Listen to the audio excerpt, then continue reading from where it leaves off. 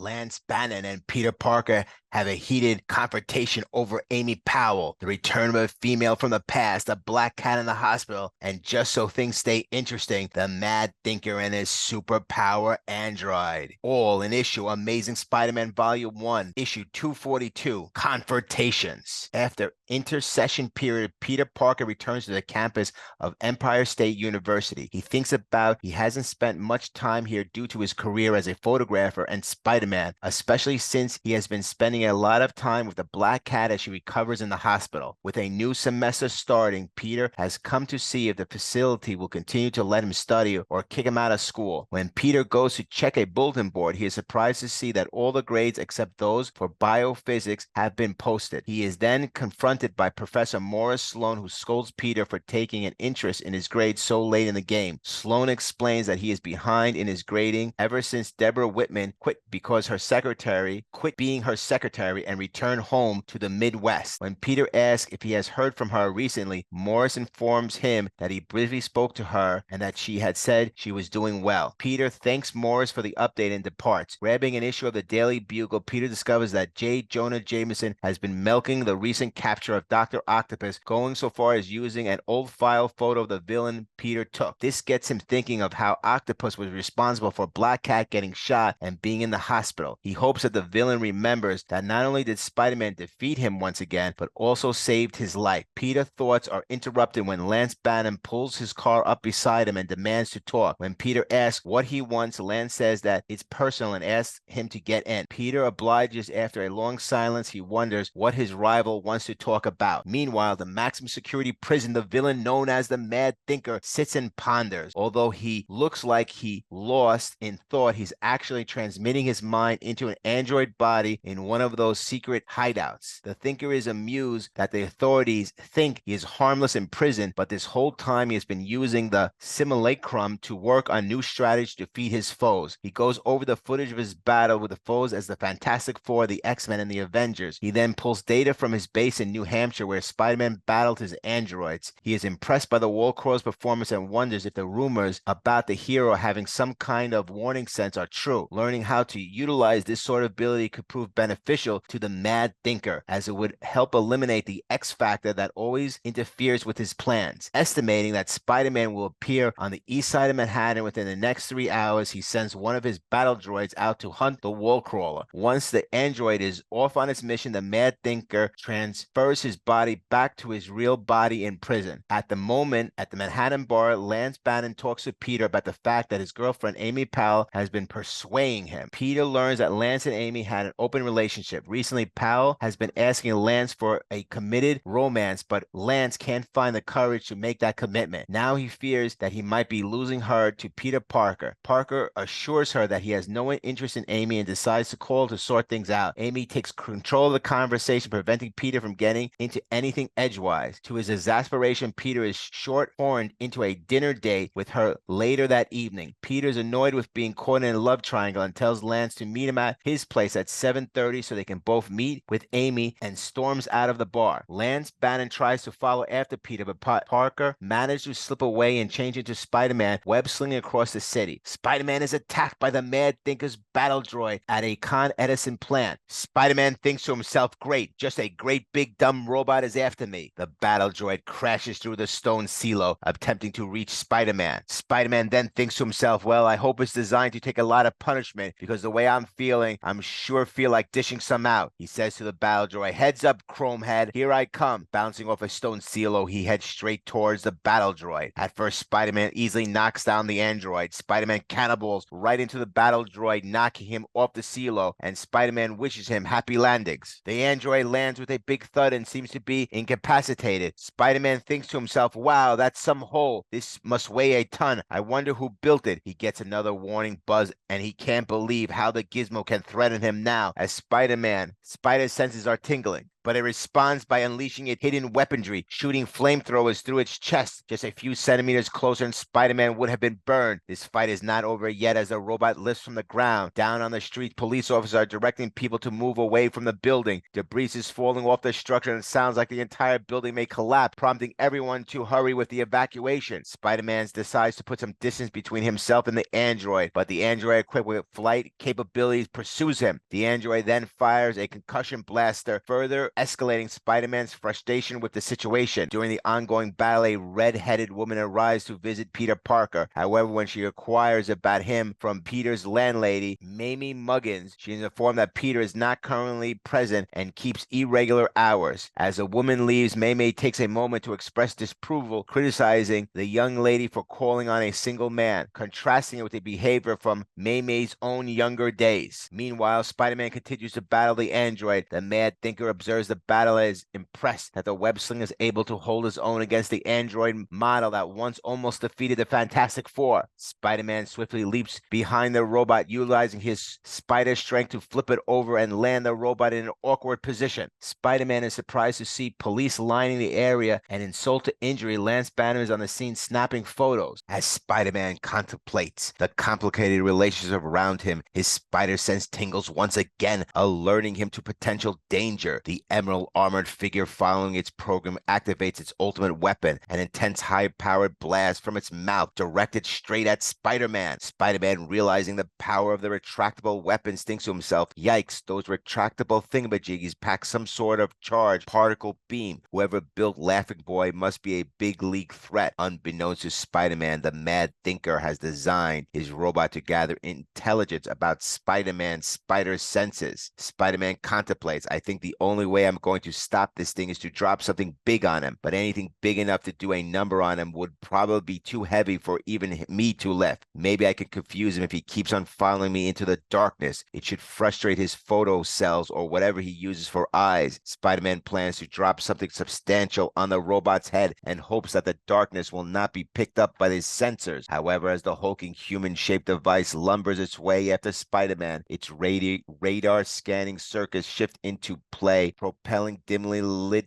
generated beams searching for any signs of movement amid the electrical hum. But then, from the top of the ceiling, Spider-Man is throwing pieces of equipment all over the head of the Battledroid. Spider-Man is thinking to himself, well, the first load of junk hardware confused him even more than I hoped. He's flailing about every which way. I bet he's relying on some sort of radar guidance system. If I shower him with enough debris, it should muck up his incoming signals. Spider-Man has set a trap for his green Battledroid as he throwing pieces right from the ceiling. There's a huge webbing that blocks a pathway. Spider-Man thinks to himself, yeah, that's it, dummy. Keep going straight ahead. Get yourself all nice and tangled up. No one on this side of the hole can break out of the web. The Battledroid is caught in the self-adhesive netting. The android dodgily struggles forward inch by inch, pulling the webbing to its elastic limit and then pulling as the mighty generators to which it is attached. Pulling beneath the massive turbines housing steel moorings, blades, and buckles underneath, and then snaps. All these heavy machines fall on top of the Battledroid. Spider-Man confuses it into walking near some massive generators and sends it collapsing down on the android, destroying it. As Spider-Man stands over the destroyed Battledroid, he thinks to himself, looks like I was right. Dropping something big enough on him did the trick. Now let's see if there's some clue in this construction to figure out who feels like there's more danger here. Spider-Man senses that his spider sense is going off. With the battle over, Spider-Man's senses warns him again that there's a bomb within the android and that it's about to blow up. Taking a shard off its cracked armor, Spider-Man quickly escapes the building just moments before it blows up. Still observing the situation, the Mad Thinker has confirmed the rumor about Spider-Man's early warning sense and decides to ponder things further. Meanwhile, Spider-Man returns to his apartment and changes back into Peter Parker. There he gets ready to meet with Amy Powell when there is a knock at the door. Peter thinks it's Lance coming to meet him, but it turns out to be Amy Powell. Amy has decided to surprise Peter by changing plans and having an indoor picnic at his apartment. When Peter tries to talk her out of staying, she tries to shut him up by kissing Peter. Suddenly, there's another knock at the door, and Peter fears that Lance Banner will catch him in this compromising experience. Amy tells Peter to ignore the knocks when suddenly the person unlocks the door. As it turns out, the visitor is none other than Mary Jane Watson, who has come to visit Peter and has come in using the spare set of keys he gave her to his apartment. Seeing Peter with lipstick all over his his face, she asks him if she has dropped by at a bad time. Notes: this story has multiple references to Peter's recent activities in New Hampshire. These events occurred in Marvel Team Up 129 to 130. Morris Sloan mentions how Deborah Whitman quit her job as his secretary and returned home to the Midwest. Deborah left New York in Peter Parker's Spectacular Spider-Man 74 after suffering a mental breakdown after she almost discovered Peter's double identity. The Daily Bugle features a story of the recent defeat of Dr. Octopus at the hands of Spider-Man that occurred in Peter Parker, the Spectacular Spider-Man 78 and 79. The Mad Thinker goes over the footage of his battles with the Fantastic Four number 15, the original X-Men, Fantastic Four number 28, and the Avengers, issue number 39. The Mad Thinker states that the Battledroid is a similar model to the android that battled the Fantastic Four in the Fantastic Four 70 to 73. Next issue, Amazing Spider-Man, Volume 1, issue 243, Options.